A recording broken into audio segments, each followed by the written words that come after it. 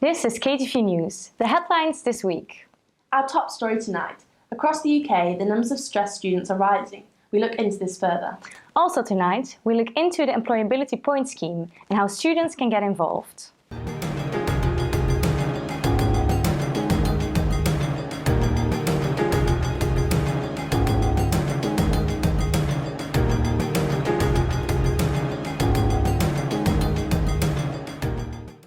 Good evening. You're watching KTV News with Eloise Greenberry and Selena Stubb. On to our first story tonight. The numbers of stressed students at university are rising. Will Davies looks into this issue further. Behind me is Student Wellbeing Services, which has been under increased strain this year. Due to the increased amount of students attending university, the service has seen an increase of up to 10% of students needing its services. Between 5 and 10% of students use the service per university, meaning that nationwide almost 115,000 students use the service annually. Universities have also described a shift in the students using the services, from issues such as homesickness and loneliness to students seeking help with anxiety and depression, as well as students at risk from self-harm. With the increase in stressed students, universities have to ask themselves if they're fully equipped to cope, and if not, will they be securing additional funding in order to provide services to students? With the increase in stressed students, universities have to be prepared to help them out.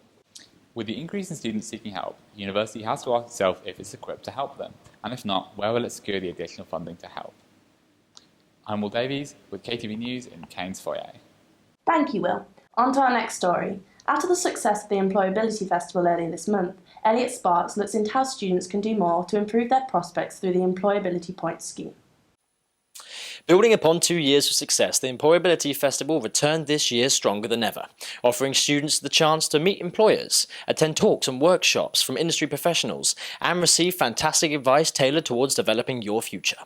Join us today as we have the unique opportunity to talk to the Student Ambassador for the Employability Points scheme. It's a pleasure to have you here with us today, Eloise. Yeah, thank you very much for inviting me. That's quite all right. Could you just clarify for me, what is it exactly that you do? So I am the Employability Points Student Ambassador for the University of Kent. Right, yeah. And I suppose you're quite knowledgeable. How do you think the careers fair and the festival went this year? It was absolutely great. The 2 weeks went really, really well.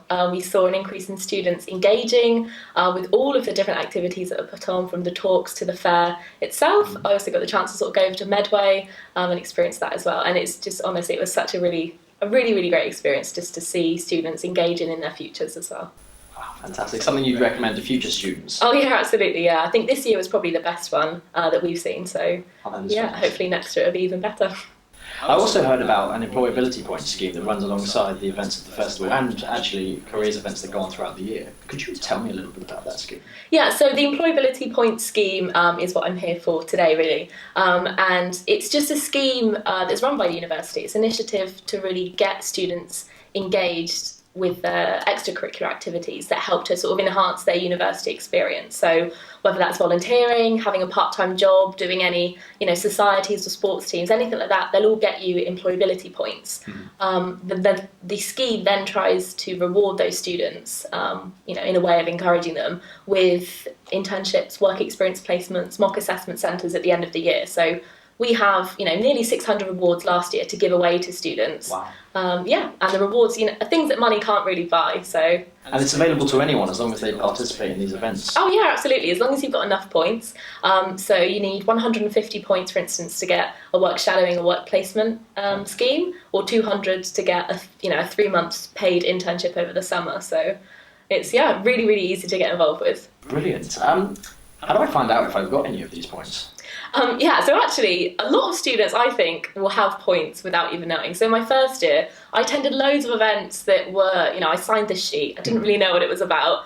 And then when I went to log points myself in my second and third year, I saw all of these points I had in my first year. So the way to do it is go onto the employability points page from the University of Kent's website, and just tell us exactly what you've been up to. And there you'll find your portfolio, and you can see exactly how many points you've got and how many points you need to work towards to get a reward in the summer.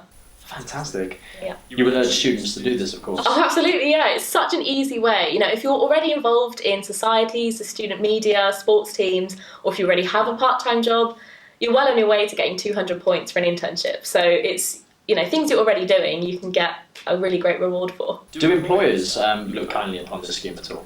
Well, absolutely. I mean, we've, last year had, I think it was around 120 sort of sponsors and supporters of the employability point scheme. Now, all of those are major companies and organisations in the community. So, people like Kent County Council to Enterprise Rent-A-Car, you name it, we've had them. Coca-Cola, for instance, have all been sort of teamed up with the employability point scheme. So those employers already linked up with us.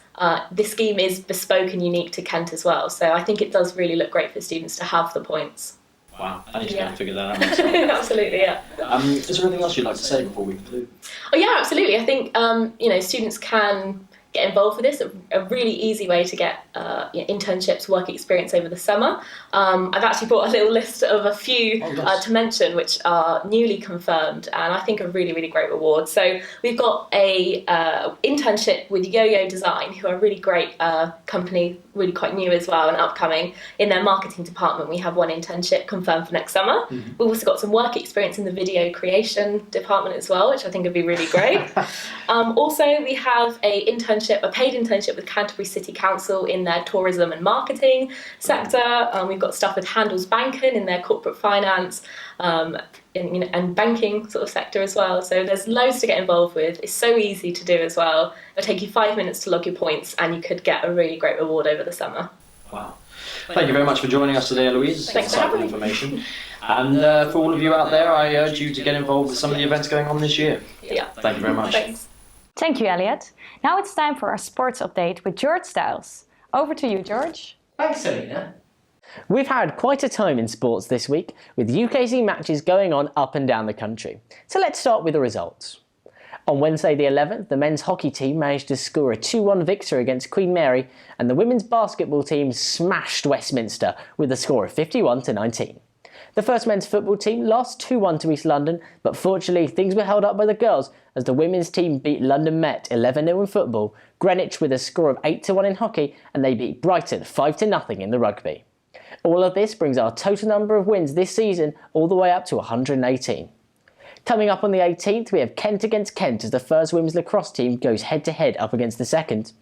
Also on the 18th, we have matches in tennis against East London for the men's team and Oxford for the women's.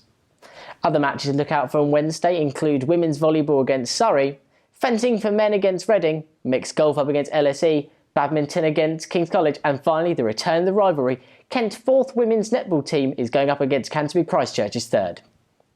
Information on all matches this season, the recent, the past and the upcoming, can be found in either an edition of Inquire in the sports section, which you can pick up around campus, or by visiting bucks.org.uk, or just click the link below. That's all for sports this week. Back to you, Selena and Eloise. Thanks, George. Now let's see what's going on with the weather this week. Over to you, Andrea. Thanks for that, guys, and now on to the weather. We've had a blustering start to the week. This week and today we're looking at some more rain and wind, which is set to continue over the weekend and next week too. So wrap up all warm and cosy and prepare yourself for the windy, gloomy and rainy weather. And for people who love snow, get excited because apparently on Sunday we've got some expected snow. That's all from us today at the weather. Back to the studio. Thanks, Andrea. That's all for us for now.